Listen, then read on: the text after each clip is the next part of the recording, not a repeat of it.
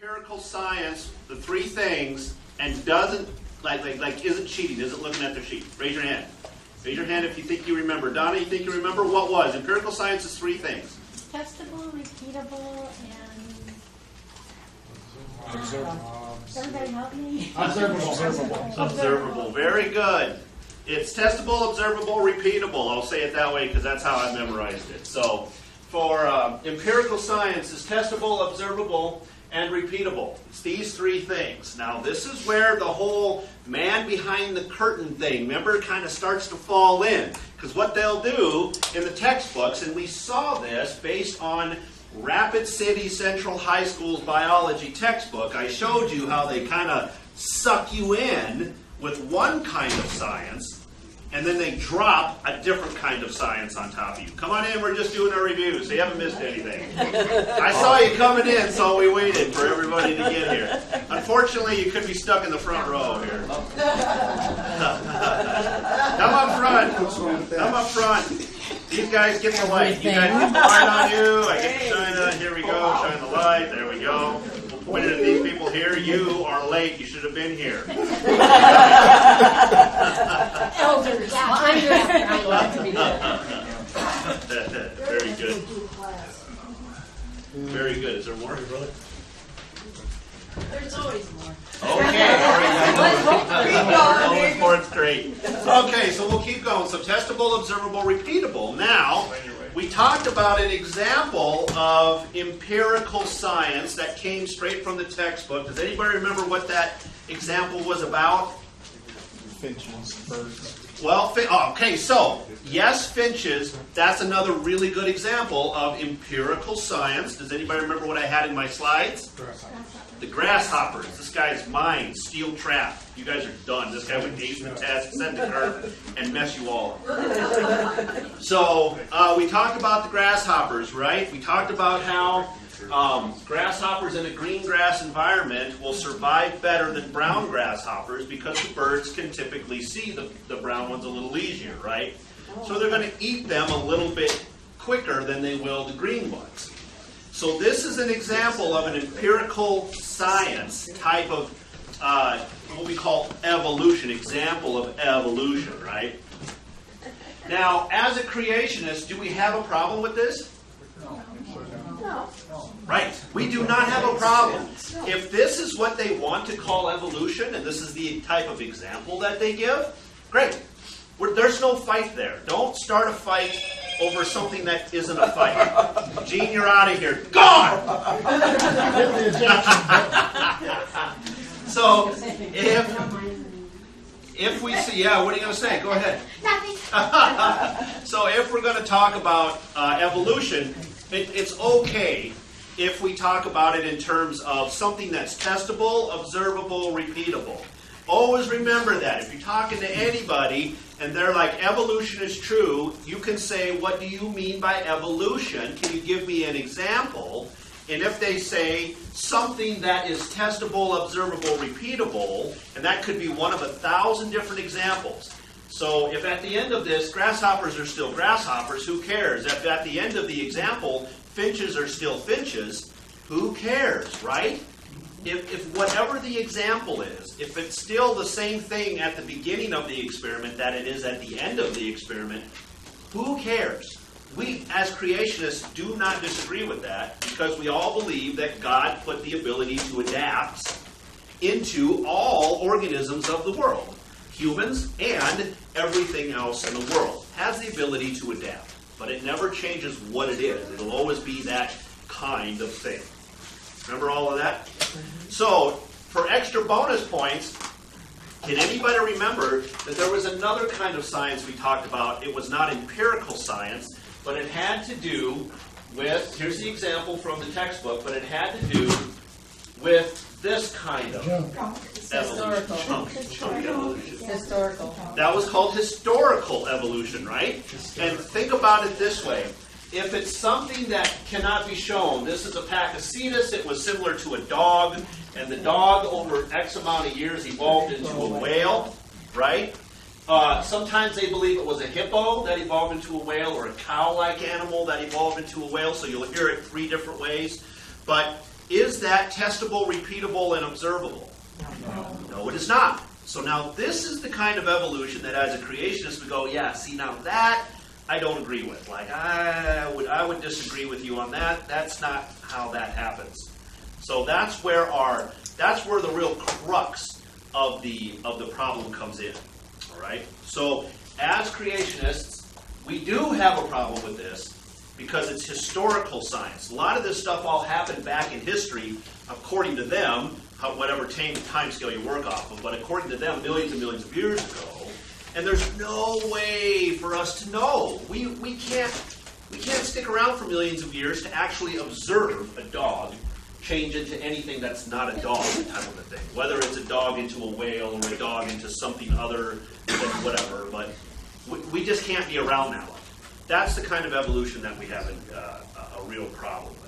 So at the end of kind of last week's session, this is kind of where we stopped. All right, we have empirical science, we have historical science.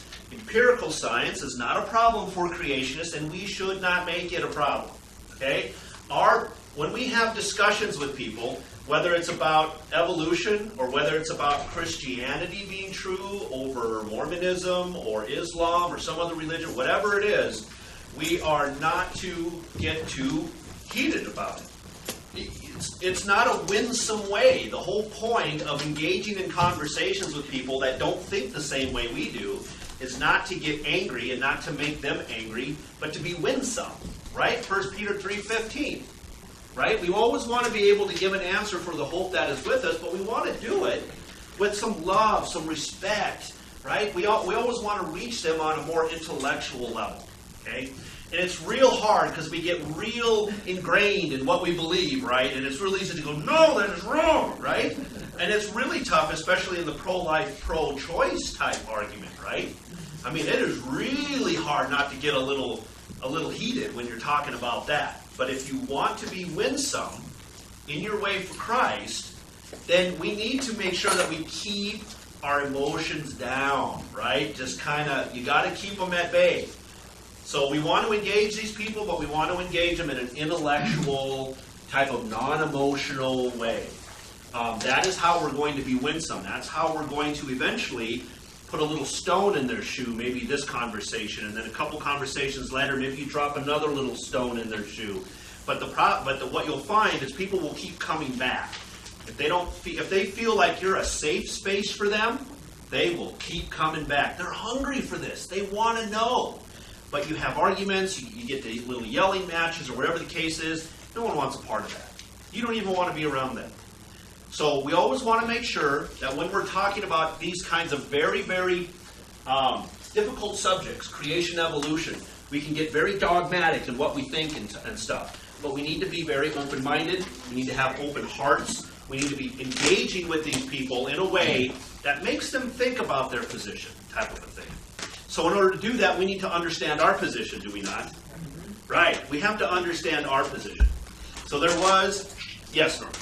On that, just quick being on winsome and relating to people, Barna recently came out with a survey that said millennials today are basically twice as curious and open to Christianity as others.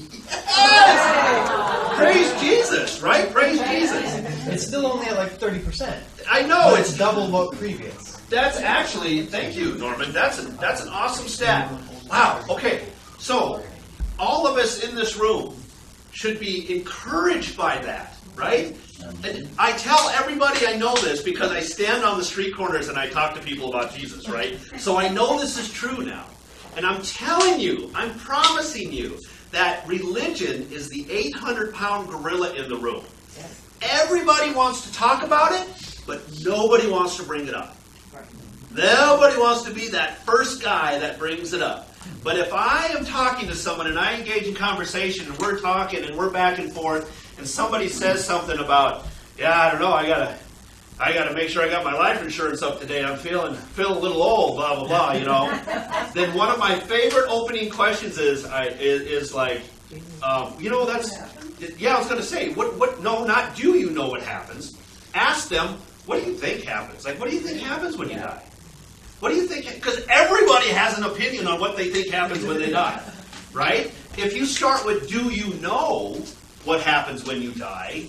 Now you're kind of coming into the start of a confrontation, maybe maybe a deeper discussion. But what you do when you say, what do you think happens when we die? I'm asking her for her opinion, right? Correct. I'm not looking to give you an answer to, hey, do you know what happens when you die? And your answer is going to be yes, no, or I don't care. Right? But the point is, it's a question that puts the ball back in my court and allows me to step forward and start talking. That's not what we want.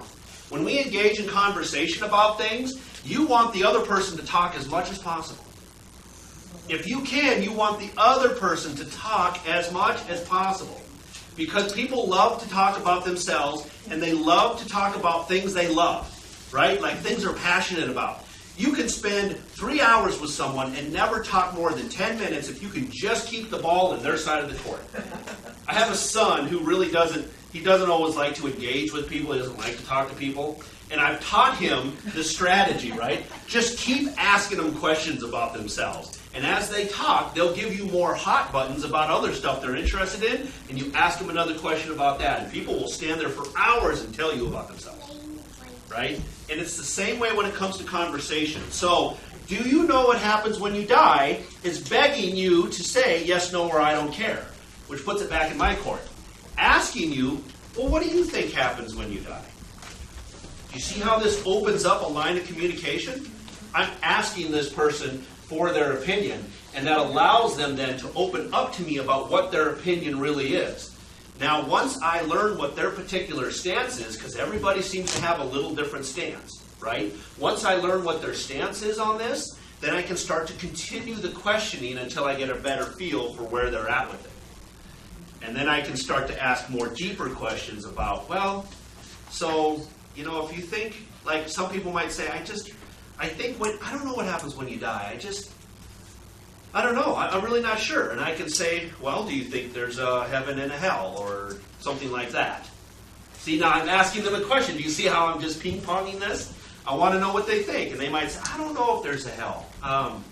Maybe a heaven? I'm not sure. Well, how did you come to that conclusion?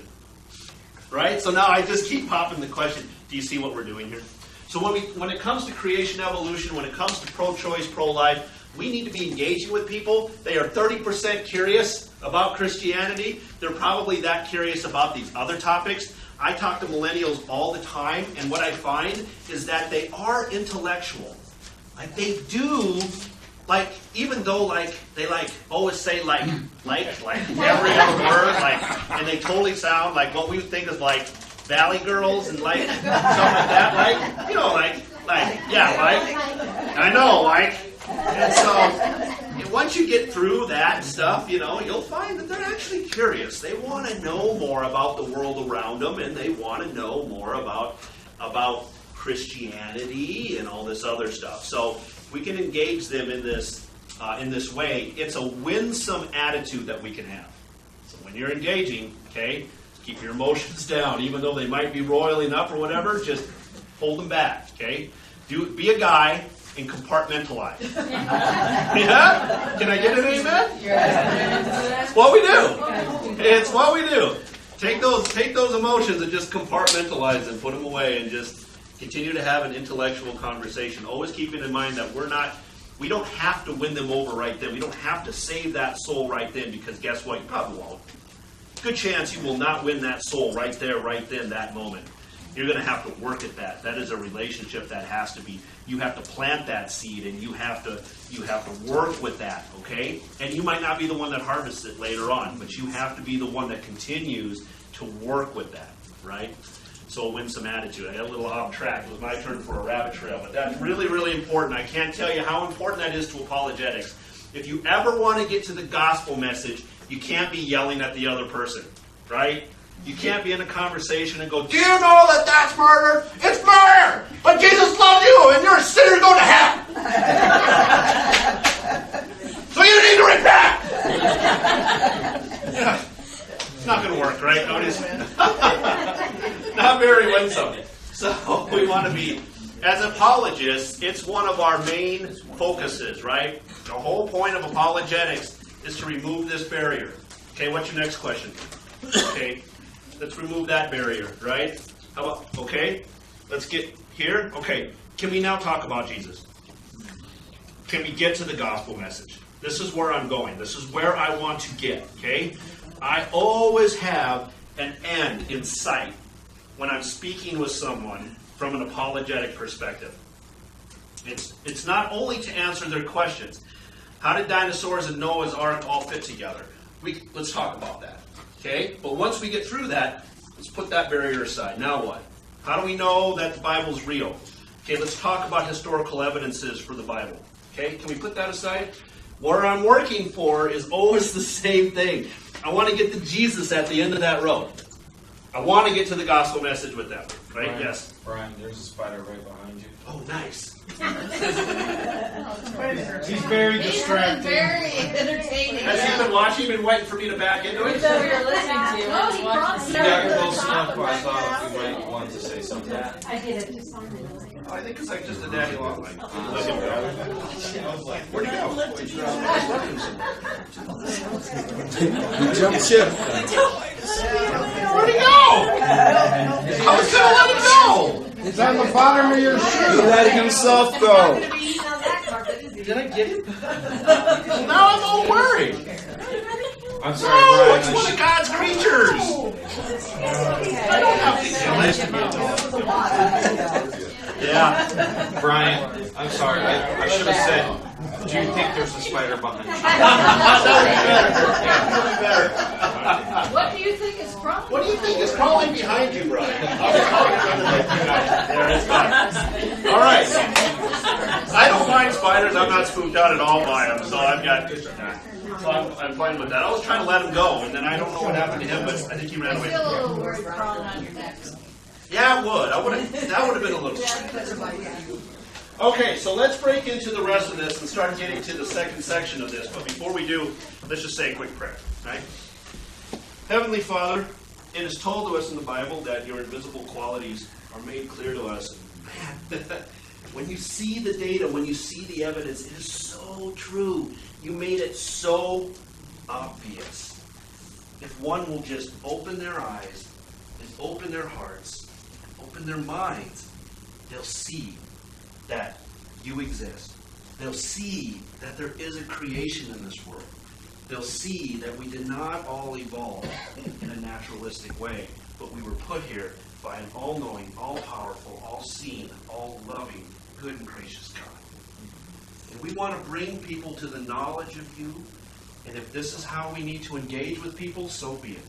So I pray tonight that eyes will be opened, and hearts will be opened, and minds will be opened, and people will learn. They will take this information with them.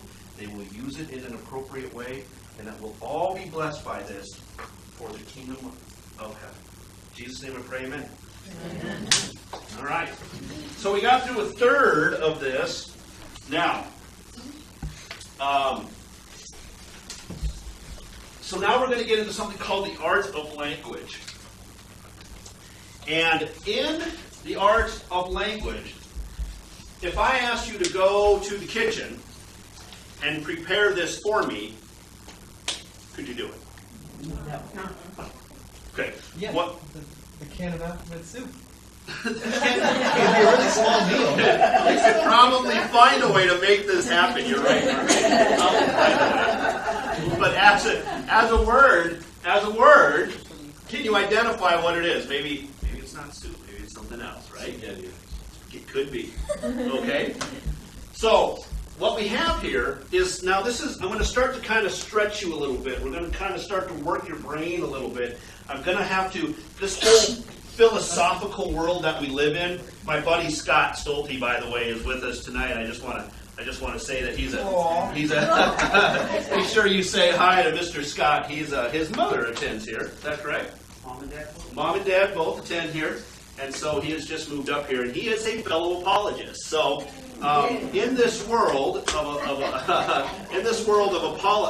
being an apologist, it's a different mindset. You find out that logic and reason and philosophy are all part of who you are and who you become and how you think. It's really a different way of thinking. When I first got into it, it was difficult for me to grasp some of the stuff people were talking about because I didn't even get the concept until you get the concept and you're like, oh, that's really cool.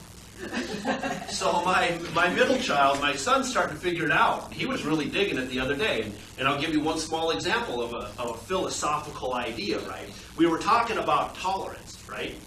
And I told him, I said, in order to have tolerance, there must be intolerance. You can't have tolerance if you don't have intolerance. And just that was profound to him. He's like, I never thought about that. You're right. In order to have tolerance, there must be intolerance. So we have to discuss what is intolerance so that we can then decide and define what is tolerance. And this is something, of course, we see in the world around us. It's been defined, one of the many terms of our society that has been redefined to be something else than what it was. But philosophy works that way. It's a changing of the brain, right? Jesus Christ says, in the Bible, it says to love the Lord your God.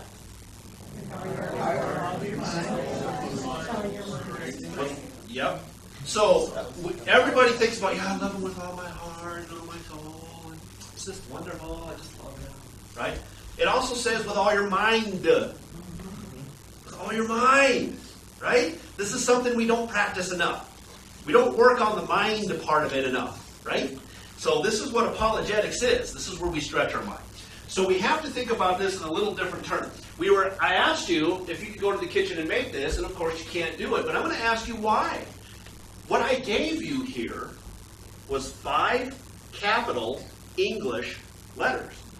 And we all speak English in this room.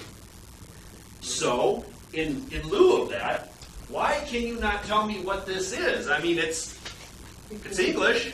It's English letters. Because there's rules. Okay, so there's rules, right? Okay. There's an order. Okay, very good. There's an order to it all, right? There's rules to using these letters. You can't just throw them together willy-nilly and expect to get something that makes sense. Okay? So now that we understand a more deeper understanding, which is there are rules, right? There's a way we use these letters in the English language. We have to use them in a particular way. We can't just use them in any way. Now if I said, go to the kitchen and make me this. Right, okay. So now everybody would understand what we're talking about, but think about this now. All I did was use different capital English letters, right? Well, what we need to understand that is within the English language, we have 2 examples here, but they're different. For instance, the example up top is something called Shannon information. Shannon information. What is Shannon information? It's exactly what you see in front of you. You just take a bunch of letters, you throw them all together. But at the end of it, there's no context. There's no meaning to that, right? It doesn't really relay a message. It doesn't tell you anything. So we can do this in the English language, and we have something called Shannon information. However, down below, what we have is something called specified information. So there are different kinds of information in the world around us. Shannon information, throw it all together, no context, no meaning. However, if you put them in the right order, you do get context. You do get meaning. We call that specified information. So this is very important as we push forward that you understand the difference between Shannon information and specified information. Because we're going to talk now about DNA and what's in DNA. So what we have here is a layout of DNA. And DNA is its own language. I'm going to talk about this later, but we'll bring it up now. How many letters are there in the English alphabet? 26 letters in the English alphabet. Now, if we talked about the Greek alphabet, we could talk about the Chinese, we could talk about the Spanish. Think about all the different languages of the world, right? So they all have a different amount of letters that they work from to create specified information, right? DNA does it with 4. So DNA is a language, and DNA works off of 4 letters. And those letters are A, C, T, and G. And these represent different nucleotides. Nucleotides, fancy word, whatever. But these represent basically different chemicals. So adenine, cytosine, thymine, and guanine, if you want to break it down. We just call it A, C, T, and G, super easy. Okay? So just keep in mind that everything within your body is made up of 4 letters. That's it. RNA is actually a different movie. So A, C, T, and G, right? So A, C, T, and G. But let me show you this. If we take, I won't show on the screen, so I'll just point to it. If we take T and we combine it with a C and we combine that with a G, so within DNA, everything comes in packs of 3. So you have A, C, T, and G, but when you put them together, you put them into packs of 3. It's called a codon. A codon. C-O-D-O-N. Codon. Everything in packs of 3. And that'll give you something else, right? So if we put a T with a C and a G, you get something called serine. But if we change just one letter, let me show you what happens. If you put a T and an A and a G together, you get something called a stop codon. If you put a T and a G together, you get something called tryptophan. So you can see that within this world of DNA language, all we have to do is change one letter, and we're going to get something different. Like we could do toast, or toasts, with an S on the end, right? Just by one letter, we can change kind of the context or the meaning of the word that we're dealing with. Does that make sense? So this is how we know that DNA is A language, and B, what kind of information is in the DNA? Specified information is within the DNA. And we can prove this empirically, right? We can prove this through science because we know if you put these letters together in a certain way, you get certain things. And if you put them together in a certain way, sometimes you don't get a certain thing. Sometimes you can get Shannon information with DNA. Put a bunch of stuff together and it just doesn't make sense. It doesn't mean anything. It becomes useless, worthless kind of junk, right? So, in the world of DNA, you do have a language and you have specified information. This can be found in the peer-reviewed articles everywhere. Like they're always talking about specified information, or they'll be talking in the peer-reviewed articles about the information within DNA, right? So they know this isn't something like, well, this is a creationist slant on this. I'm giving you exactly what the secular scientists already know, already understand, and already use in terms of verbiage in their peer-reviewed papers. This is recognized by them. So I'm not putting a spin on this. This is what the secular scientists recognize as being true. So now it's science time. But before we get to some science time, what I want to do is first of all, I'd like to personally thank Pastor Craig for allowing me to share my knowledge with all of you. I really do appreciate it. Sure. Okay? Now, obviously this is a setup. I've done this on purpose to kind of illustrate a point to you. And what the point is, in your mind right now, as you're looking at this, your brain is already recognizing that there are errors. Right?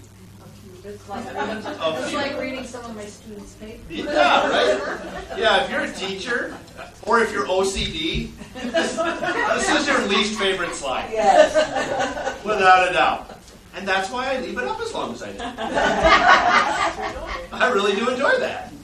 So, what you guys are doing right now in your mind is you're recognizing that there are errors within this slide. And you're also doing something else, even unconsciously. You're fixing it. Yeah, right? Like in your mind, not only do you recognize this stuff is spelled wrong, you're spelling it correctly. In your mind, you're fixing what's going on here, right? Well, why is this important? Once again, the English alphabet, 26 letters. the DNA alphabet is 4 letters, right? Well, within these 4 letters, you've got A will combine to T, and C will combine to G. This is super important. You just nodded your head like, yep, right? Learning this in school? Okay, so you're going to dig this, right? So within DNA, certain things combine in certain ways. There's only 4 letters, so this makes it super easy. A will always combine to T, T to A, C combines with G, and G to C. This is how it works in the human genome, right? Remember the slide I showed you where it showed the misspelled words and you guys were fixing it? Your body is doing this right now. Your body is doing the exact same thing you just did in your mind inside your body right now. And this is a process called DNA error correction. So within your body, you have a strand of DNA. Is everybody familiar with the DNA double helix? You've seen that in pictures. It's all twisted and such, right? So your body's creating new DNA. And as it does that, it has to unwind itself. So do you see the illustration starts with a kind of what the twisted, and then it unwinds itself like this? Okay, so when the DNA unwinds itself, it ends up looking kind of like railroad tracks. Now what's going to happen is there's going to be a process that's going to come right down through the middle of this, and it's going to split that in 2, right? So this strand is going to be separate from this strand up above. So now you have 2 single strands, a strand up here and a strand down here, right? We need to make new DNA. How do you think that's going to happen? I'm trying to like it. Isn't one of the strands also unzipped and put together backwards? Yes, so that was a little deep for this, but since you brought it up, yes. Yeah. So DNA is actually read both directions. It'll read one direction and it'll read a different direction, which is craziness in and by itself. But yes, that's true. So what we're going to do is we're going to split this down the middle, right? Well, when we do that, remember how I said A combines to T, C combines to G? Remember?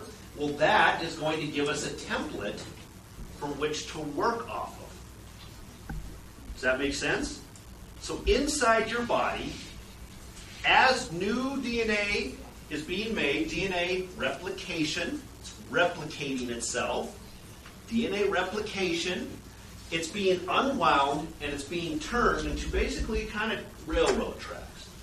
So what we have, though, is because we have a strand here and a strand here, we have a template for restoring the rest of it.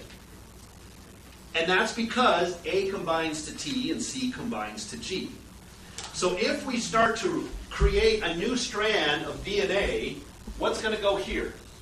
G.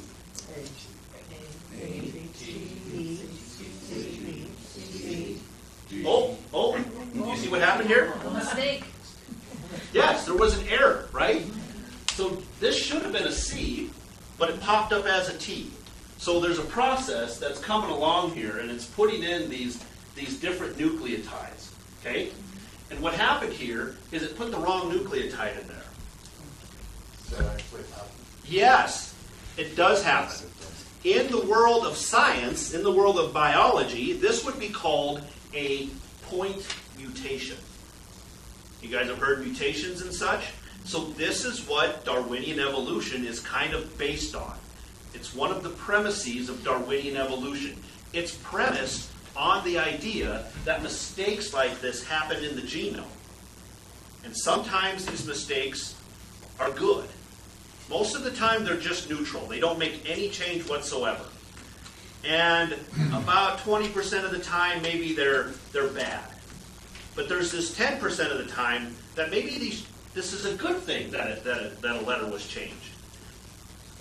So maybe you get something better out of that now. Now the genome is actually better in terms of maybe this organism is faster, or maybe it's a different color, and it's better able to camouflage itself than other organisms. Okay, this is the idea, the premise behind it. I won't get deep level because there's no point, but you understand the premise, right? So these mutations are not only required for Darwinian evolution, but they're necessary for Darwinian evolution. If the genome never changed from generation to generation to generations for millions of years, would the organism ever change? No. Right? No, the organism would never ever change. So it's not only necessary, it's required for Darwinian evolution to happen. So this type of stuff happens in many different ways. There's point mutations, and there's a bunch of different types of mutations that can happen within the genome. This is the most simple. Okay? But what orderly fashion gives you that anomaly? What orderly fashion? Define that. What's it cause? With What evolution, causes it? Yes. you only have evolution the way we have evolution if you improve something. Oh, right. Okay. Oh, hold on. I want to make this clear to you too. Evolution isn't always something bad into something better, or something better into something better than that type thing. Evolution isn't always upwards. Just so you guys understand that, evolution isn't always upwards. Evolution can be downwards too. For instance, if you're a fish that lives in the water and the light shines down on you, and eventually you find yourself in a cave, that fish will go blind because it's living in a cave and it gets no light. And we see this all the time. You blind cave fish, you can Google it and find a million things on it. But why do you consider that downward when that evolved in a positive way to adapt to its surroundings? Okay, right. So it still wouldn't necessarily. So we would view that if you have eyesight and now you don't have eyesight, would we view that as a good thing or a bad thing? Well, for me, bad. Right. I mean, as we get older, our eyesight say this is really bad. Right? We do this all the time. So the point being here that evolution isn't just from one thing into something better. You've got the right idea, though. The concept is there. The organism is now better suited for its environment because there is no light. So what need does it have of eyes? It has no need of the eyes. So it can get rid of the eyes and use its other senses instead of the eyes. Or replace them with a better thing. Correct. Yes. Well, If what that about happens. Things that become extinct, isn't that a downward then? Well, once again, what's upward and downward? Yeah. You know? Like that just brought this up. That was a great example. Thank you for bringing that up. So this is a great example. So society would view losing your eyesight as a bad thing, right? But, in the world of evolution, it's not really a good thing or a bad thing. You're just better suited for your environment without being able to see in a dark cave because there's no light, right? So it's not a bad thing not to be able to see in a dark cave where there's no light anyway. So it wouldn't be down. Don't think of evolution as an upwards or downwards thing. It's just kind of a change. It's just a process that happens. Norman. Are you going to get into undeveloped potential at some point? Probably not. Yeah, probably not tonight. Yes, Donna. Well, it's only good if the thing stays the same. Because if the fish is in a cave and it's dark and it's all good, but what if things go down the road and the fish is already is thrust into the ocean again, Yep. that cave, and so that might have been a mutation that would have been bad but good, but then he's lost some of his You just ability. lost me. Stop right No, but he's lost some ability. He's not lost some genetic ability to exist in the world that he was in before. Oh, I see what you're saying. Yeah, so if he goes back into the light, right? Right. He's Right. lost his mutation was a negative. Correct. Yes. You're saying you must adapt to change. You must, yeah. So evolution, once again, is we would, as creationists, we would call it an adaptation. Right. It's just adapting to its environment, right? The evolutionist would use different verbiage. They would say it evolved to be better suited for its environment. Now, at the end of the day, guys, we're really talking about the same thing. We're Okay? still talking about fish. Yeah, we're still talking about a fish, and we're just talking about change to the fish, are we not? Right. The creationist is admitting there's been change to the fish. Yeah. The evolutionist is admitting there has been change to the fish. He's calling it evolution.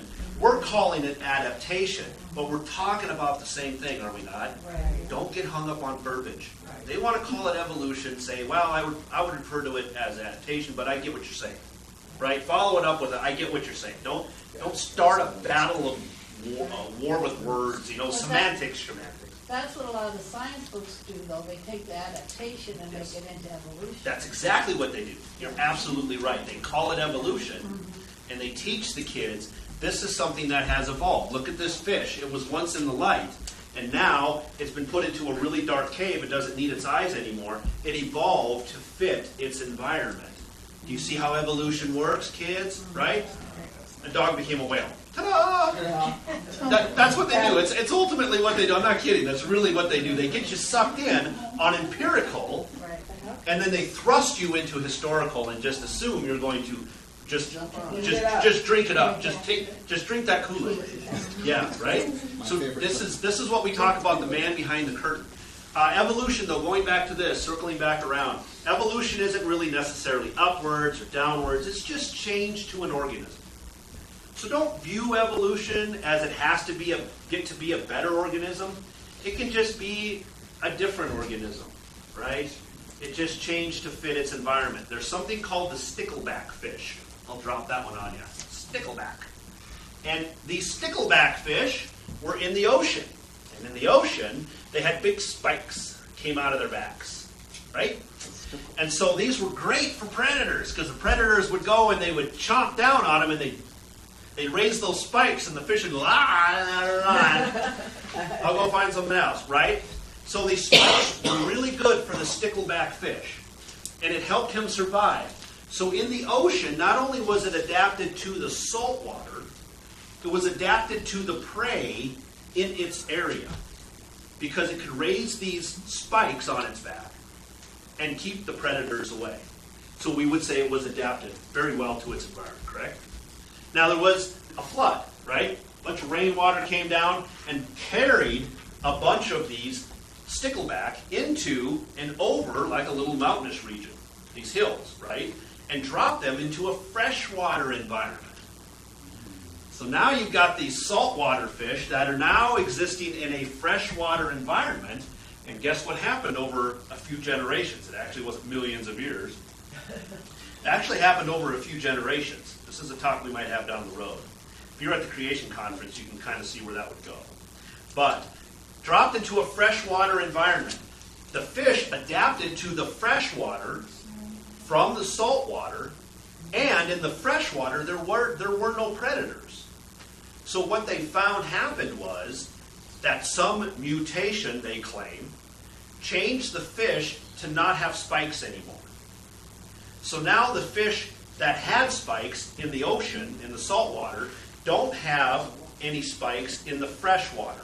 And there are no prey that are eating those kinds of fish. So they're not being selected out as they would be in the saltwater. Does that make sense? In the ocean, if you don't have spikes, you're going to get eaten up pretty quickly. If you do have spikes, you're going to live. So green grasshoppers, brown grasshoppers. Do you see the example there in a different way? In the freshwater, there was no predators. So the fish that had no spikes survived and actually started to overtake the fish that had the spikes. So now you had two different environments. Same fish. Okay? How did people get thrown over that hump into water and survive it to take advantage of no prey there?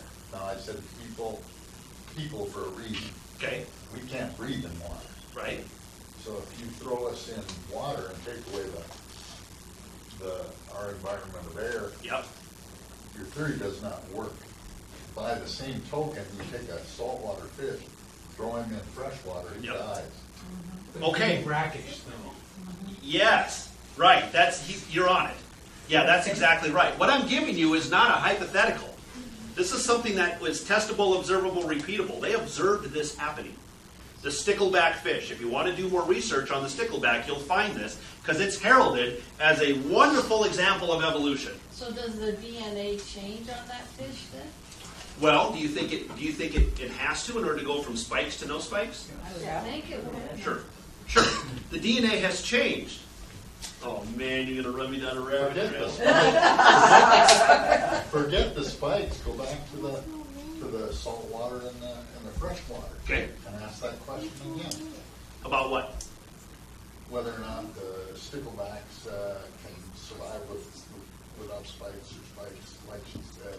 Okay. But don't use that example. Use the fresh water, salt water. Now. But explain to me the freshwater, saltwater. I'm missing the example. Okay.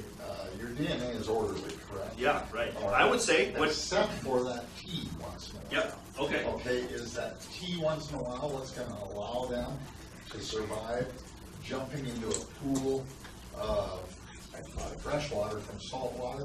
Because all of the orderly ones are going to die, but maybe the one or two that have the anomaly survive and then continue to evolve. Okay, I see where you're going with that. I'm not trying to stop you. No, you're not. How this works. Yeah, right. Okay, so I know exactly where you're going with this, and this is the whole crux of creation versus evolution. You're right. You're standing on the hilltop, looking down on top of it right now. And I'm coming from the point of before I was brought here and everything saved. I looked at everything in a very orderly fact basis, common sense basis. Yeah. Okay. Now. Yeah, that's why I opened Okay.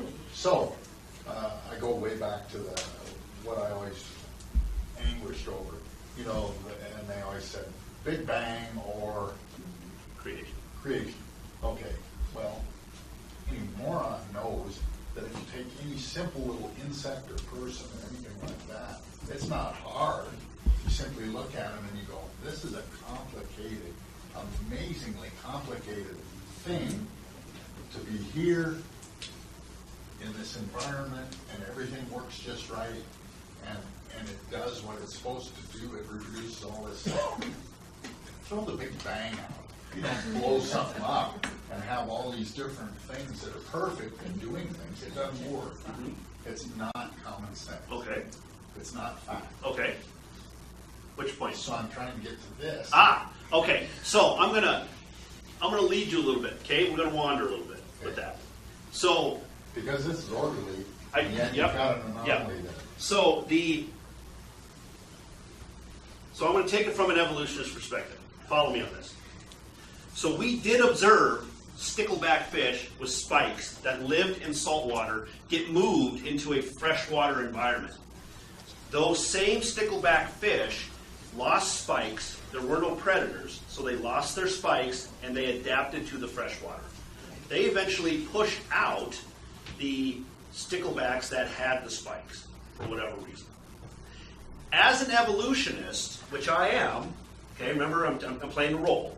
As an evolutionist, what I'm telling you is that this is how we know evolution happens. There was clearly, when the fish were moved into an environment of freshwater with no predators, there was a mutation that happened within the population that allowed for them to not only start to live within the freshwater, but to also lose the spikes that they once had because there were no predators. So it's all premised on mutations and then this natural selection, which we talked about. Natural selection, where a bird selects, basically, kind of selects, a brown grasshopper over a green grasshopper in a green grass environment. Do you see what I'm saying there? So through mutations, changes to the DNA, we get a stickleback, saltwater, spikes, to a stickleback, freshwater, no spikes. And we observe this. We watch this happen. You can look it up. You can see the example that's given. As an evolutionist, what we experienced was mutations to the genome, which we know happened because I just showed you that this happens within the genome, right? That changed the organisms to a point where they were then able to better survive in the environment they were in, which was freshwater. And without predators, they lost their spikes and could survive very well. So you have the same type of fish, one in salt water, one in freshwater, one with spikes, one without. That is evolution. That's how evolution works. Now do this over and over and over again for hundreds of thousands and millions of years, and you will get something different, because we just did. Did you not see it? We went from salt water and spikes to freshwater and no spikes, and that was just in a short amount of time with a fish. Imagine what we could do with hundreds of thousands and millions of years. Think of the different changes that we could get out of all of these different organisms. We could easily get a bunch of different things. And that's evolution. That's how it works. So that's an adaptation anomaly. Okay, so do you guys see the perspective of the evolutionists? Okay, so now what you did not see were the assumptions built into that. I'm going to give you the man behind the curtain again. Okay? What I just said, and I'm asking you to be open-minded and just think logically about that. The way I just presented that and what I just gave to you, did it seem pretty logical, actually? Yeah, right? Yeah, right? Yeah, it seems smooth, right? Yeah. I mean, it seemed right. It sounds right. Changes to this happen. We know changes to DNA happen. We watched fish from this to this, go from this to this. So, yeah, I mean, that's science. Like, that's testable, observable, repeatable. We just saw it. It makes sense. And if that's the only side you're ever given, then why not believe that? Right? Do we have millions and billions and trillions and jillions of years? Okay, Perry, that is an assumption that I have been making. Did you see the assumption? I said, listen, now, we just went from this to this in a short amount of time. Imagine what we could do with millions of years. And I know somebody in here went, yeah, that actually kind of makes a little bit of sense. But it's still a stickleback fish. Okay, so at the end of the day, what we observed was a stickleback fish. I'm actually asking you, and you don't know it, but I've been asking you to use your imagination and see what happens if we go millions of years. What could we accomplish if we just went millions of years with those kinds of changes?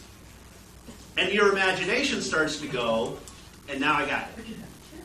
You could have kittens. You could have all kinds of. You could have land. You could eventually end up with land animals. It's actually, and think about it. That's what happened. A fish eventually made its way up onto land, and eventually became a mammal, and eventually became a dog and a cat and everything else, and a horse and a pig and a cow and everything that walks on the land came from a fish in evolution of some sort. Yeah, came from the water. It came from the water. At one point, there was a common ancestor that brought it up from the water. Right. Yes, sir. There's nothing that shows that's a fish that could could mate with another fish and bring that stickleback fish. But there's nothing that shows that it could become something else. There's nothing in the DNA ever.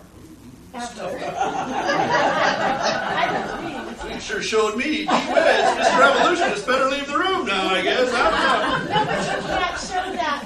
You can't show that above. It's not very winsome, Donna. No, Now I'm all angry. Well, come on, show me something that went Okay, from a fish so- to another genus to that. Okay, so now let me change hats. Let me be a creationist. And let me give you something that we do not get in school. We don't get it in colleges. We don't get it in our textbooks. It's called perspective.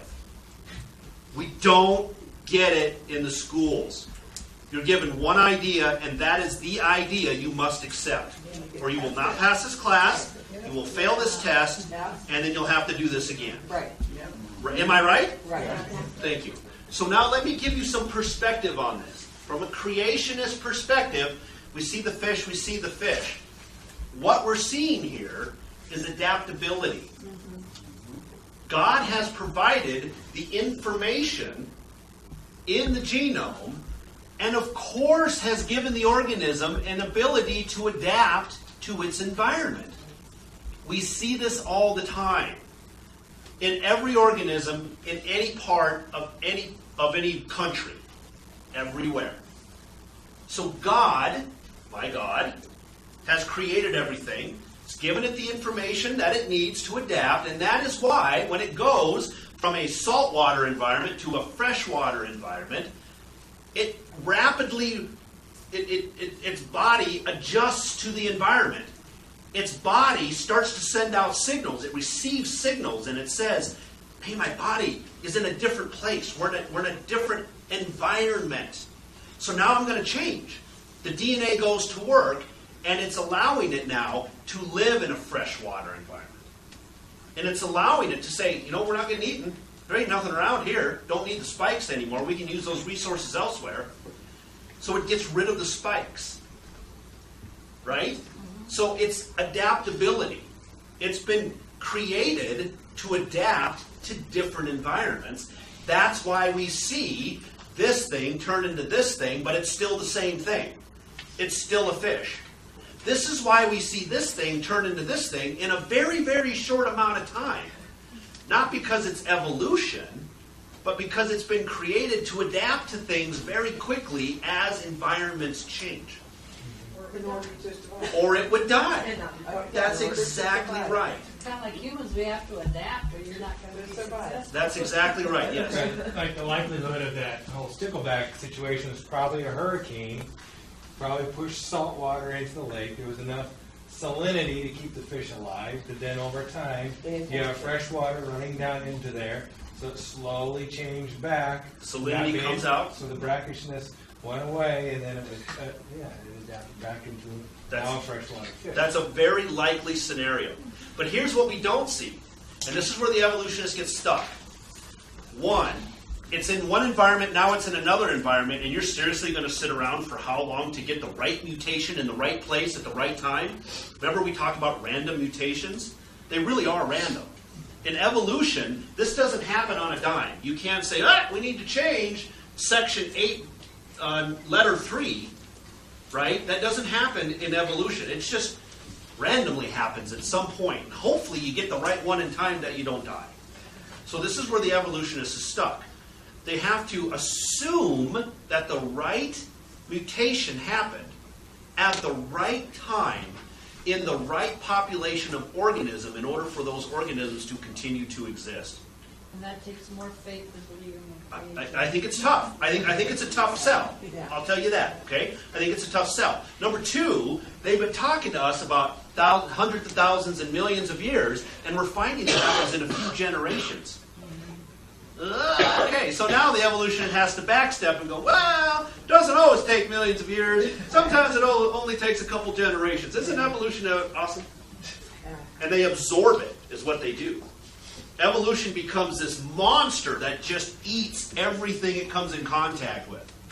It doesn't matter what the evidence shows. It's like, oh no, we can eat that. It's fine. That's all evolution too. Oh, how about this? No, it's all fine. We'll eat that too. Come out of black hole. Yeah. And so it's becoming this monster where evolution cannot be falsified. You can't disprove evolution because they've made it into this monster so big that it's no longer falsifiable. Any evidence that comes up, they just absorb it. They take it in. And this is what they'll do with things like the stickleback. Well, now, how do you explain? You've been telling us it takes millions of years for this stuff to happen, and now this took a couple generations. Yeah, that's okay. We'll eat that too. Do you see the problem? This is yes. This is what we've hit. This is what historical would be observable. Correct. Yes. Same type of thing. They just kind of eat it all, right? They just call it all evolution. So going back to what you said, do you see the different perspectives? You've got the right idea. I'm telling you, you've got the right idea because you're inquisitive about the evolution and how could that all happen. If you take this and drop it into this. Come up with two main problems. Okay. Okay. One is good for the creationists. Okay. You turn around and you look at that chain there. Yep. It's very orderly. Yes. It's not just Big Bang created. Okay. It's very orderly. It has to be creation. Okay. Okay. So now you've got, you're saying that evolution can take place in like 2 generations. Can you explain it through the DNA chain? Okay, so What's in, for example, give me one example Yes. of one or two generation chain. this is good. Okay. Oh man, I'm going to take you guys. All right, stay with me. So, you guys have heard of sequencing the genome. Have you heard of sequencing a genome? Yeah. They can now sequence a genome, apparently in no time at all, for about $500. It used to be very, very expensive to sequence a genome. But I just read the other day that they're down to a point now where they can sequence a human genome in a very, very short amount of time. I don't remember what the time is, but for about $500 you can get it done. Okay, so this is what it does is it basically plots all the A, C, T's, and G's. Like, you could send your blood into some place, and they'll send you back paper, and it'll show you all the A, C, T's, and G's. Every one of them exactly where they're at. And then you can go in and you can actually look and compare. If you ever watch that 23andMe or those commercials, right? Sometimes they say, so-and-so has an affinity for caffeine, and so-and-so has a blah, blah, blah. If you're not paying attention, you might just let that slide over you. But if you're paying attention, you're like, how do they know this guy has an affinity for caffeine? How do they know? They can tell because certain parts of your genome are what defines whether or not you're a little bit more addicted to caffeine than the next guy.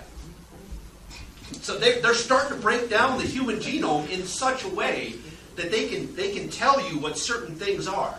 This is why they'll do, like on fetuses. They'll take blood, and they can tell you it looks like you're going to have a Down syndrome baby. Because they know, they sequence the genome, and they can tell you this section is out of place. It looks like this, and it should look like this. Do you see what I mean? And so, this is where we're going. This is where we're heading in this new genetics. So going back to you here, sequencing the genome. Yes, you can take the stickleback with the that drink the salt water and have spikes, and you can sequence their genome, and then you compare it to the stickleback that don't have spikes that drink fresh water, and you compare the two, and you can see this is different, this is different, this is different. So your baby here is the same as this one and this one and this one, and then you have a Downs. It's different. Well, quick. We're still talking fish, so a Downs fish? I don't know. No, they're walleyes. Yes. I'm looking for my example. You're actually right. If you take what would be a normal, healthy baby, right, and then you compare it to this other baby, and you can tell that if this section is different than this section, there's a high probability of Down syndrome. It's an extra chromosome. It's an extra chromosome. It is. It's what they look at. They can look right at the genome itself and tell you what that's going to be. And then if you get that Down syndrome, which is way different than all the others, and it lands into this adaptability mess of life, and it's better for it than for the others, then it continues to grow bigger and become the main. Yeah, this is a completely different rabbit trail. We won't follow right now, but we might circle back to it, okay? I want to finish up on this because where you're going with this is now getting into the deeper look of genomes, but you need to understand this, and I think you'll better understand what we're dealing with when it comes to a creationist perspective. So let's go back to this, okay? We have C combined to G, T to A to T, G to C, and G to T. T is not correct, is it? No. There is a process that's following this. As it's putting in letters, there's another process that follows behind. And it is the error correcting process. It's looking for errors that are made during this replication process. That's your DNA error correction. That's the RNA. This isn't autocorrect like molecules floating around. This is a machine that walks down the strand and puts this stuff in. Yes. So that machine is even more complex than what it's repairing. It just yes, it just goes on and on and on. And these legs that it walks on step over other machines. So there is this little thing that I'm talking about that's error correcting this. It's a machine in and by itself. So let's follow that. You know, if you want to follow that rabbit trail, where did it come from? How did it get here? It would have had to evolve over time. So it's following this, and it catches this.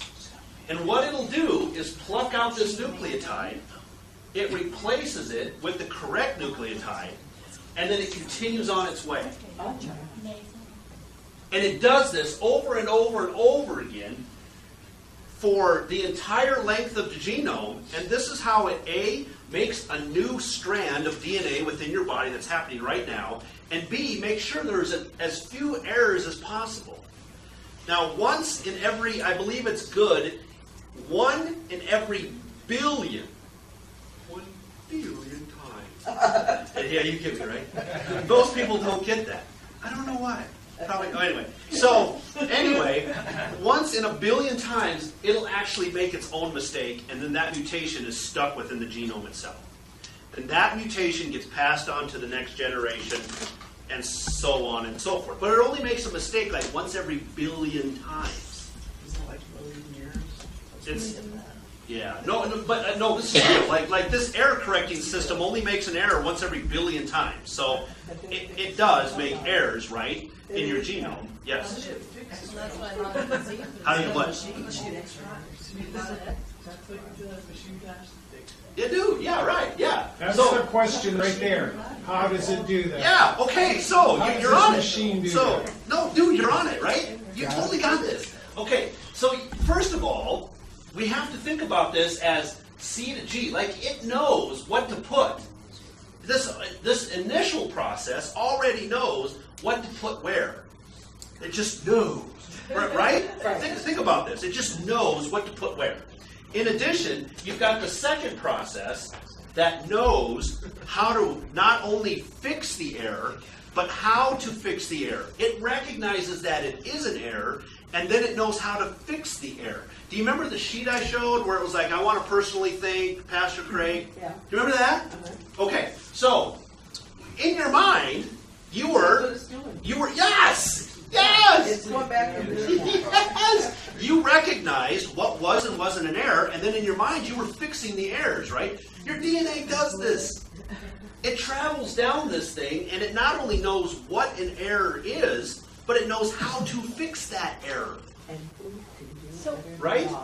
And so now, we're going to do a movie time, and I'm not sure where the sound is, but what this is, there's anybody heard of a TED Talk?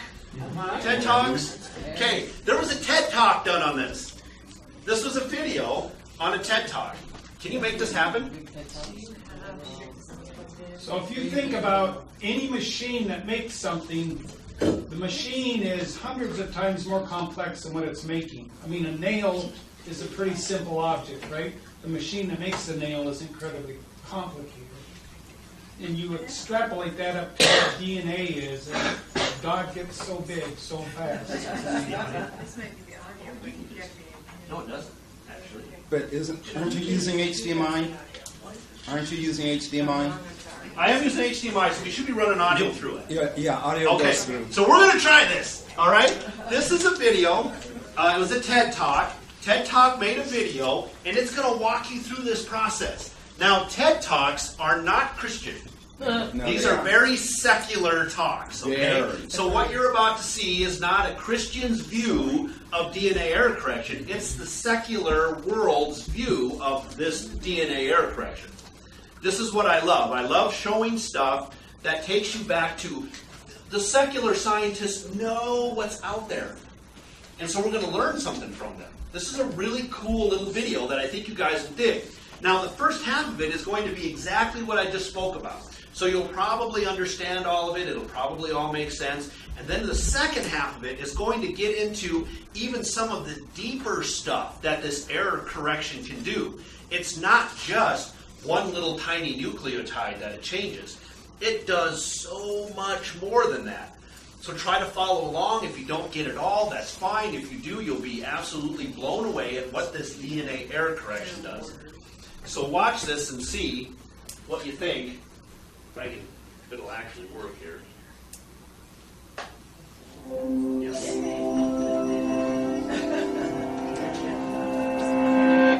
The DNA in just one of your cells gets damaged tens of thousands of times per day.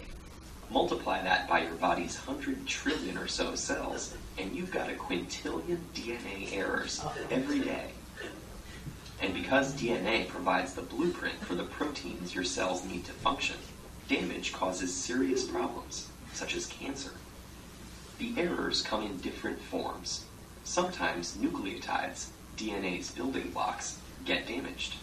Other times nucleotides get matched up incorrectly, causing mutations. And nicks in one or both strands can interfere with DNA replication, or even cause sections of DNA to get mixed up. Fortunately, your cells have ways of fixing most of these problems, most of the time.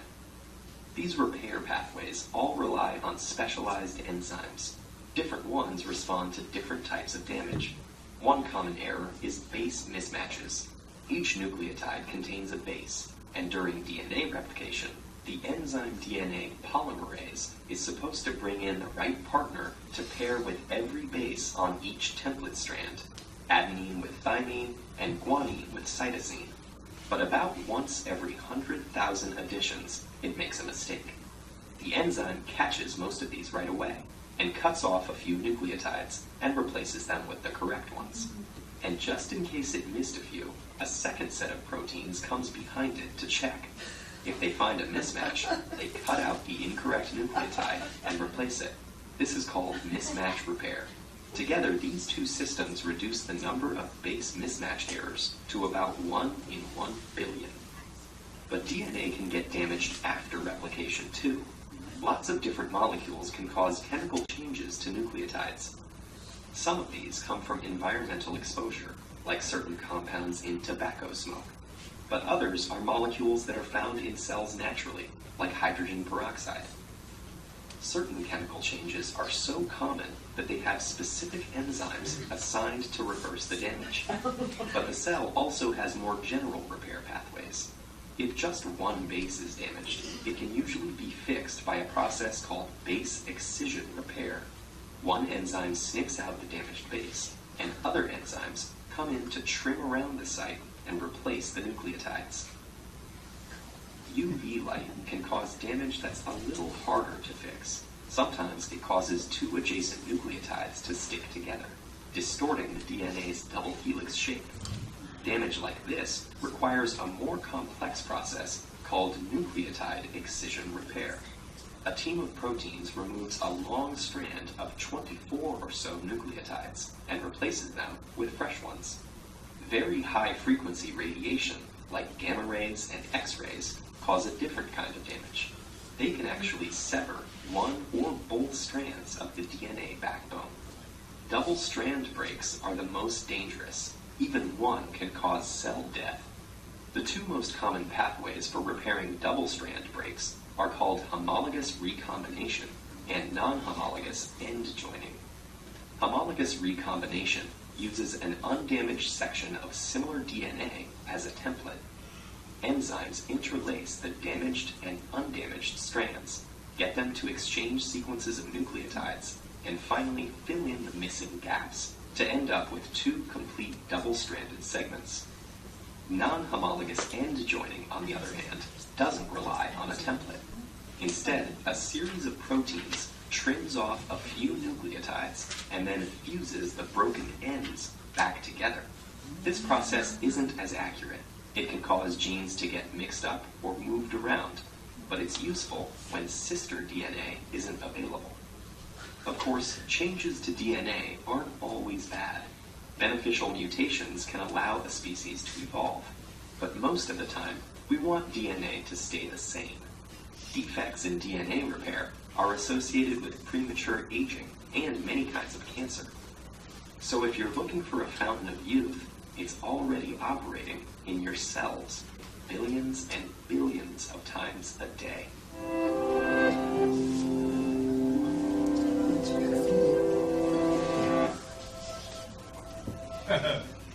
Yeah, right? I know! Are you kidding me? I know, right? How cool is that? Well, they're mine. And that's from a secular, scientific. If you go on YouTube, there's computer science has seen this, knows it happened. Keep going. Okay, I hear you, brother. Where did they get the little guys with the hard hats? And what are they driving The proteins. to put them all together? That's Go on YouTube, bunches of videos that these guys, secular scientists, have made computer models of these machines. So they're not cute little characters. They're the actual thing picking up. It's mind-boggling. Mind-blowing. So, let me ask you this from a science perspective. Purely science perspective here. We're going to go to science class. This is how it works in real science classrooms. And that is, we have to ask a question. We have information in the genome. We recognize that it's not Shannon information, but that it's specified information. So let's ask ourselves the scientific question, from where do we get specified information? A design? Anybody else? Where do we get specified information from? Rules, orders, specifiers. Where else? What? Intelligence. Thank you. Norman, who has done his homework. Yes, right? We get specified information from books. Is that correct? Right. Okay? But ultimately, where does the information in the book come from? Not God. Not always God. mind. A mind. Who said a mind? Raise your hand. There you go. Gold star to him. Right? It comes from a mind. We get specified information from a newspaper. Correct? Right? But where does that specified information really come from? From a person writing it. From a mind. Right? From an intelligence. As was brought up by Norman. It doesn't matter what you say about specified information. If you follow it back to its fundamental root, it always ends up at a mind, at an intelligence of some sort. Correct? Right. We can't look at anything around us, the internet, everything, what I'm speaking to you right now, it's all coming from a mind at its most basic level. However, we have a problem here, and this is the issue that the secular scientists refuse to acknowledge. We have a situation where inside our genome, we have a process that can detect what is and isn't an error, whatever that is. That's a whole nother rabbit trail to discuss, right? Because I can look at a book of French, I can't tell you if there's any errors in it. I don't have a clue because I don't read French. I have to first understand the language in order to identify what is and isn't an error.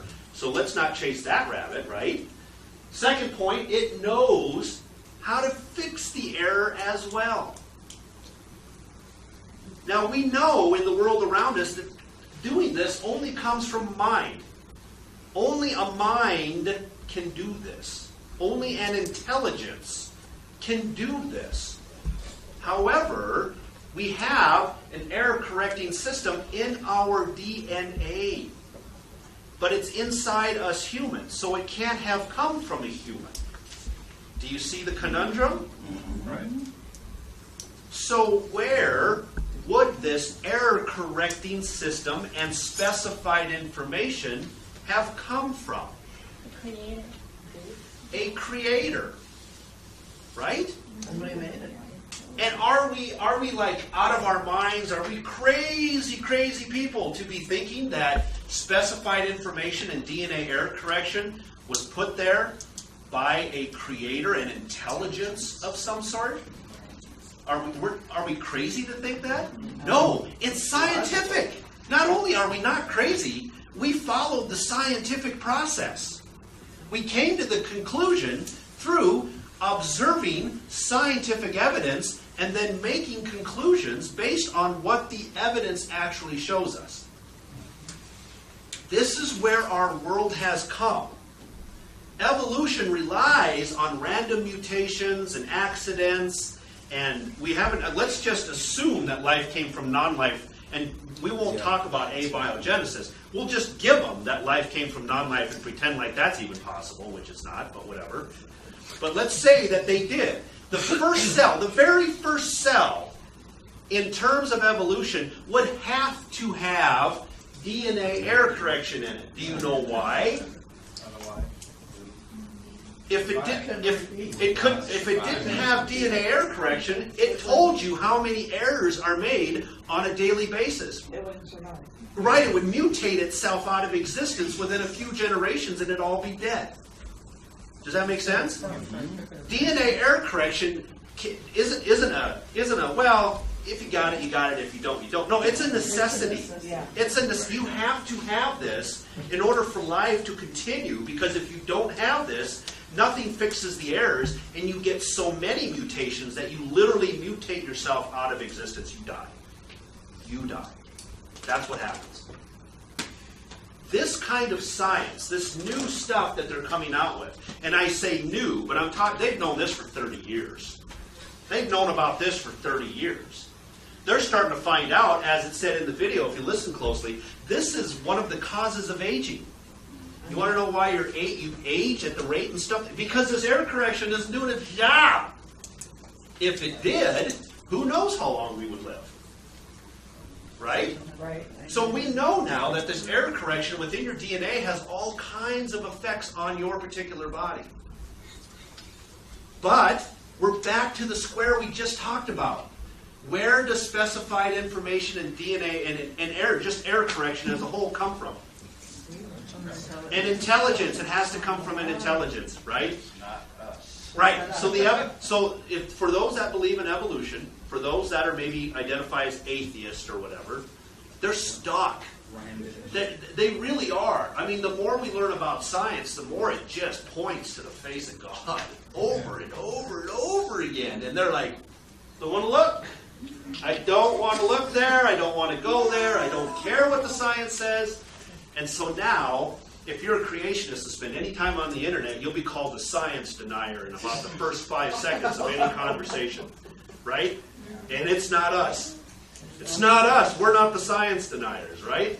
We're just following the truth wherever it leads. This is where it leads. It leads to an intelligence. So what I'm telling you tonight is that at this point in time, at this moment in time, we don't think that Darwinian evolution is highly improbable or, it's still possible. There's a few kinks to work out. At this point in time, we know, beyond a shadow of a doubt, that Darwinian evolution is impossible. It's not improbable. It's literally impossible. You cannot get an error-correcting system in specified information from Darwinian evolution. That's not what it does. Now they're going to find a way. That monster's going to find a way to eat that up. Oh no, it's okay. Right? Because it's a naturalistic explanation, and they don't want to look at a supernatural explanation. Right? And we have churches that are teaching this, teaching evolution and theistic evolution. That's correct. Yeah. Just on that note, the difference, I've heard people say, well, so you believe in creation, so you must not believe in science. No. Like you can't have they separate, then you must not think, well, they say believe in science. To me, it's like, well, not believe in science, believe in God, but science is true. It's one and the same. It's provable, so I understand, but that's what they're just. So you're absolutely right. You don't. As a creationist, you will be labeled a science denier. You will be told that there's a dichotomy. You either believe in religion or you believe in science. You cannot believe in both because they don't fit. That is called, in the philosophical world, a false dichotomy. Yes, Faith? Well, so then there's a belief called the gap theory. Where yes. People, how do you respond to people like that? Because I know somebody like that, and he just won't change his mind. What's the gap theory? Okay. It's people believe that God created the days in Genesis instead of each day being a day. So there's thousands or millions of years in between that lets evolution take place. So this is a super popular idea in the church right now. Okay? And this is, how many of you are how many of you believe the earth is young? Raise your hand. How many of you believe the earth is old? Raise your hand if you're brave enough to do it. Okay? Okay? So those of you that were old were well, maybe Okay, so this is what I'm going to say about that. In the Bible, we're taught how to go to heaven, and we're told how to get to heaven. Raise your hand if you think that you have to believe in a young earth to go to heaven. Okay, thank you. Okay, so if I have and I'll now listen, I will get some pushback from some pastors on this from time to time, right? But I'm telling you that I've been over the gospel message more than once, and there's nothing in the gospel message that says, oh yeah, and you have to believe in a young earth or an old earth or whatever the case is. Or pre-trib rapture. Yeah, okay, yeah, pre-fib. Oh man, dude. Oh, anyway, so yeah, so what I'm telling you guys here is that if you believe in a young earth, okay, don't hate the people that believe in an old earth. Don't hate your brothers and sisters that believe in an old earth. If you believe in an old earth, don't hate your brothers and sisters because they believe in a young. Who cares? It doesn't matter. Does it matter? Does it get you to heaven? Does it not get you to heaven? What if you destroy somebody's faith and they'll interpret the Bible? So now we're talking hypotheticals, Gene, and I know where you're going with this because we've had this conversation. Yeah. There are hypotheticals, but we're not dealing in hypotheticals. We're not dealing in speculation. What I'm telling you is that you are to love your brothers and sisters. And if you're going to sit down with someone who's an atheist and believes in evolution, and we're going to teach you to treat them with love and respect and suppress this emotional anger you might have towards an idea, don't do it, right? And the same thing is true with your own brothers and sisters in Christ. If you're going to die on a hill, don't die on the young earth, old earth hill. Stop it. Don't do that, right? So, in order to get there, you have to have, of course, the young earth idea and the old earth idea. The gap theory that you're talking about is an old earth idea. Okay? And this is very, very popular in the Christian curriculum. Do you guys know about that? Yes. Well, this is popular. The gap theory was popular in like the 30s, 40s, maybe 50s. It's still very popular. Is it really? Yeah. Oh, yeah. Yeah. And so so a young earth creationist believes this. The earth was created in 6 literal 24-hour days. Period. Okay? Yeah. The old earth gap theory person says it is true that God created in 6 literal 24-hour days, but they weren't consecutive. There was thousands or hundreds of thousands or millions of years between each day. So he rested more than just on the seventh day. Yeah. So they would say that it's revealed in the Bible that he doesn't say that he rested after the 7th day and that we're still in that time of rest. You see what I mean? Yeah. That's the pushback. Now I'm not here to argue one way or the other. I'm just telling you this is the perspective. Just know going in that you have three main ideas. Okay? I'll give you 3 main ideas so you guys have a concept, because there's more than this. Theistic evolution. God put the first cell here on Earth and then kind of walked away from it, and it evolved over millions of years, as Darwinian evolution teaches, into what we are today. And yet they're still Christian. Okay? That's theistic evolution. So God put the first cell here and gave it all the information it needed to evolve into what we see around us. You have the gap theory.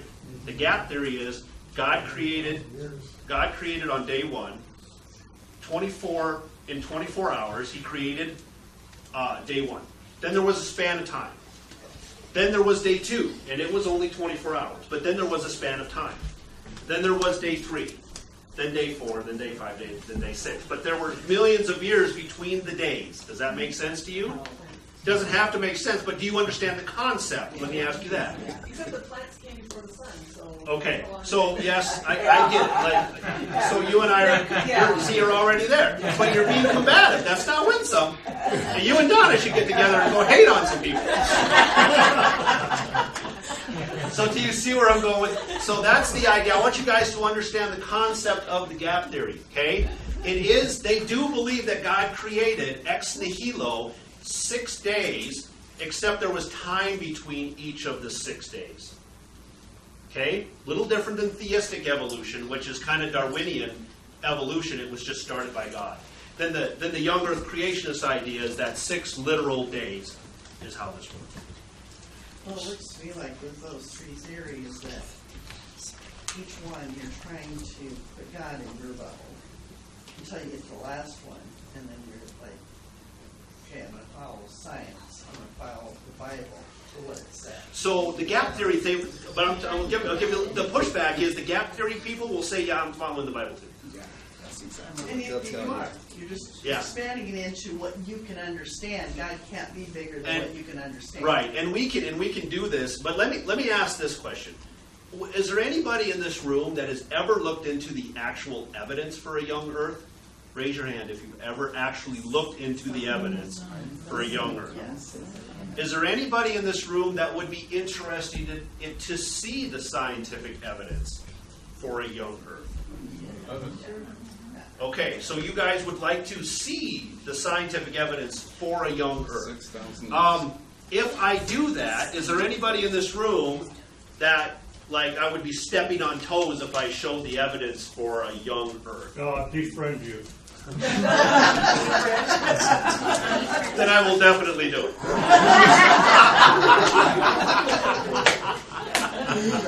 Okay, so during this course, if I get enough time, I will put together some slides, and I will come in and I will show you actual empirical scientific evidence in favor of a young earth and a young universe. Okay? Faith, would you enjoy that? Okay. How about you guys? Would that be kind of cool just to see it? Okay. So I'm just going to tell you, and this is pro-life, pro-choice thing. Once again, this young old thing can get to be a big issue. I'm going to keep pounding it on you. Who cares? I don't care. Let's just all get to heaven. We can argue about it there, right? But we got to get there first. Yes. I used to use the example in regard to old earth, young earth. If you're God, now, we all understand football. I want you to create a football player. All right? You're God. Okay. All right? He's 6'5", 250 pounds. You got him? Yeah, Bart Starr. Okay. How old is he? How old is this football player that you just created? Oh, I see what you're saying. All right. How old is he? 25. Okay. All right. So you created him. Now, how old is he really? Well, he's still 25. No, he's 10 No, seconds he's old. just a minute old. But he is 25. Yes, I see the point. And this will be okay. And it works, you know. Yeah. So this will be. So what I'll also do, if we're going to do a session like that, oh man, well, who cares? Whatever. So if we decide to do a session like that, okay, I will give the young earth evidence, but then I will also give you pushback, okay? Because what you'll find is that not every single piece of evidence falls in favor of a young earth or a young universe. There's a lot of very good evidence that falls in favor of an old earth and an old universe. So just understand that going in. What we have is not all or nothing type of a thing. So since such young earth and young universe, does that mean all universes are young? Are there ones that are older than each other? Are they all at the same age then? Are they all young universes? well, that's okay. So that's based on what I would call a faulty assumption. You know what that faulty assumption is? Thank you. You're basing it on the fact that there is more than one universe, and I would say that there is no evidence that there are multiple universes. Galaxies. But galaxies, there's multiple galaxies in one universe. We don't know what size the one we're in is. Yes. So I would say that I would give you pushback. Science by default can only look at what is inside of our universe, the universe and what's inside it. This is how they keep God out of this textbooks, by the way. This is how they keep God out of science. They're like, we can't test for God. What tests can we run to find out if God exists? We can't run any tests for God. Well, I was just going to say, technically, you can infer God from the evidence, and this is a really good example of that. But that's the pushback. I'm giving you the pushback. Okay. So technically, we can't test for anything outside of this universe. So I would say that even if there were multiple universes, we couldn't test for those multiple universes. So we would never know if there were multiple universes. So I would say there are not multiple universes. But yeah, anybody else? Someone else I thought had their yes, Norman. Even if someone proved that the Earth was old, yeah. Let's say the Earth is 2 billion years old, doesn't that have absolutely no effect on whether or not God created it in 6 days? What do you mean by that? Because doesn't the beginning of Genesis, he never tells us when he creates the actual earth, like God is hovering over the face of the waters, first thing we hear. So isn't it very possible that the earth was sitting there for 2 billion years, God hovering over the face of the earth, and then in 6 days he created everything onto it? Okay. If you interpret Yom in a particular way, sure. Yeah. Yeah. And that would be the pushback. That would be the pushback. And just to kind of, I'll just kind of whet your appetite for this.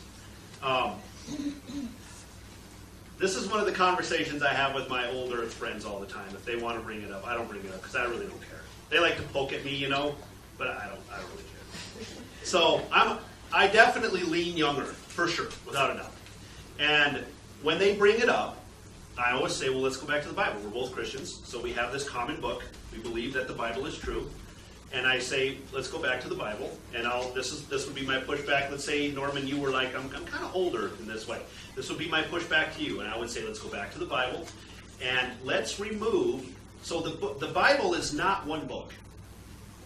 Some people are like, oh yeah, I never think about it this way. The Bible is 66 books, all put into one book called the Bible. Right? Some people are like, oh yeah, forget that. So let's go back to the Bible, and Norm and I would say, let's remove Genesis. If we just put Genesis aside and only look at the other 65 books, I would challenge you to show, or you or anybody else, I always challenge my buddies to show me an old Earth in the other 65 books. And then I say, I'll give you my evidence for a young Earth in the other 65 books, and you give me your evidence for an old Earth in the other 65 books, and we'll put it all out on the table, and then we'll compare it and see which one makes the most sense. So you're right about that. It is possible that it was here earlier, and he was hovering over the waters, and so on and so forth, right? Very sure, yeah. I mean, I don't have a problem with that, right? But my pushback is always, let's go back to the Bible. Let's go back to the Bible and see what it says. So, now the verses and the books that I would point out in terms of a young Earth from the Bible itself, outside of Genesis, would be things like, you'll have to come back when we talk about it that night, and I'll tell you all about it. Because we're not going to talk about it anymore tonight. Does anybody have anything else on DNA error correction and biology or anything else just on it? Okay, but you still haven't, can you, at the molecular level, give me, let's see, what is it? Can you give me information that would prove to me that